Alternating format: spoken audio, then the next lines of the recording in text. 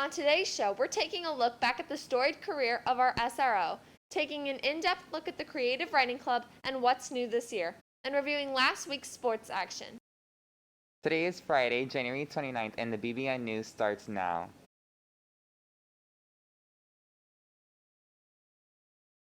Good morning, Bull Sharks! I'm Avery. And I'm Oscar. Let's start today's show with some bittersweet news about our beloved SRO, Iris Sullivan. As you may or may not know, Officer Sullivan is retiring after more than 30 years in law enforcement, much of that time spent working in schools. Our reporter, Marcia Foreman, spoke with Officer Sullivan this week about her time at Bonita Springs High School, as well as what she plans to do after retirement. So as you take on the next chapter of life, what will you miss most about working here? My kids.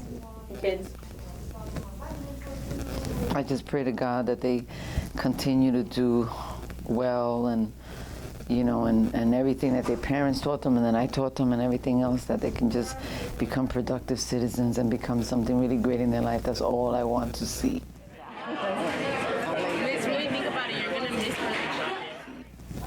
And that's the truth. Like, if I see them at a store and they're a manager or as a lawyer, as an attorney, or maybe a law enforcement officer, oh my God, if I had a little small part in that, wow. Yeah, that makes me feel good. Absolutely impacted my life.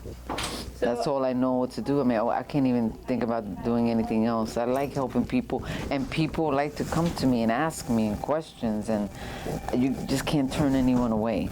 So I'm kind of like, it was almost like the career picked me. Make any sense? Yeah. I didn't realize what it was. I fell in love 2 months after, or maybe a month. I loved it because of the kids. Oh, because I love kids. It was later on is when I started getting to know people, and I realized that people just need to talk, need somebody that has the power to change things and do things for them. And that's a nice thing. That's a nice thing to be able to help somebody. But I am going to be retiring, so they are going to have someone new to come in, and hopefully the kids embrace them and they embrace the kids, and everything works out really good. But it should be fine, because we have top-notch SRO people that apply for the job, top-notch. So they're going to be, there's going to be good law enforcement officers that are experienced and that also have that background to deal with kids and problems immediately, and the schools will be in good hands. Thanks, Marcia. While we're sad to see Officer Sullivan go, we're happy she is moving on to the next chapter of her life where she can enjoy retirement.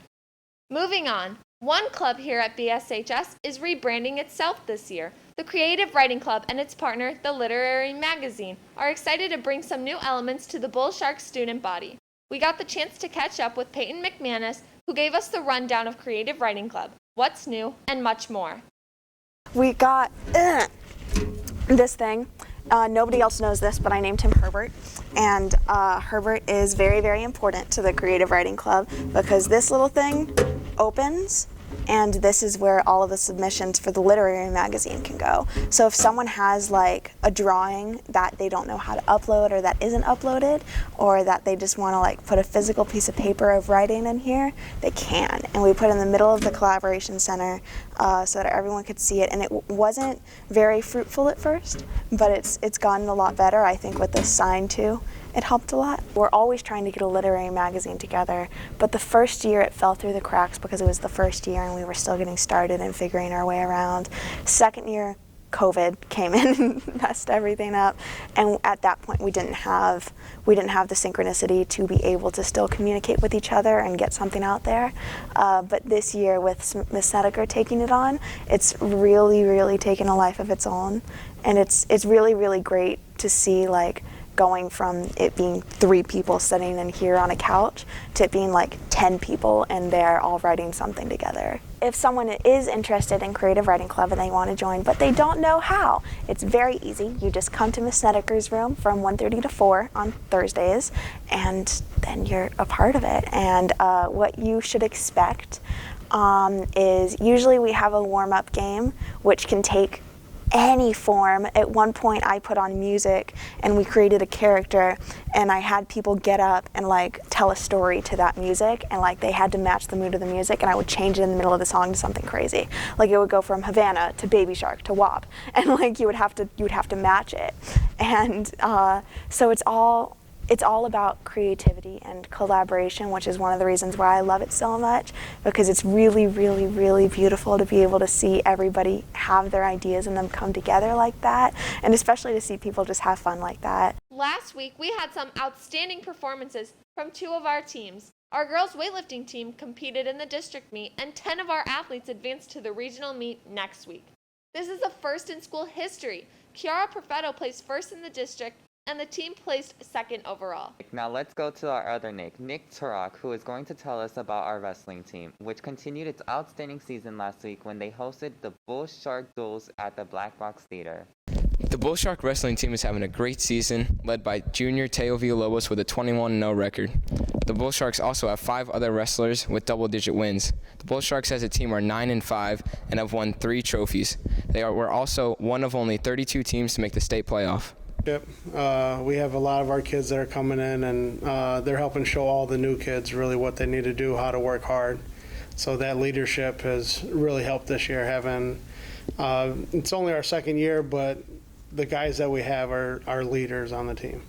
The Bull Shark wrestling team hopes to finish off the season strong with a couple more team matches, including their senior night versus Stero February 3rd. They also have some individual meets, including districts, regionals, and then possibly even states. Our goal right now, just looking at our lineup and what we got and the growth that our kids have had, I could see just about every weight class that we have wrestle at districts. I think our guys are good enough to qualify and get to regionals. So I'm looking forward to seeing what our kids do at that district meet and try to get everybody to qualify for regionals. And then from there, anything can happen, but I think we got 3 guys with a legitimate shot to get to state. And there's a couple more guys in there that have a shot, but it is going to be a tough road, and they got to be on their A game. That's it for the news today, Bull Sharks. And remember, Just keep swimming.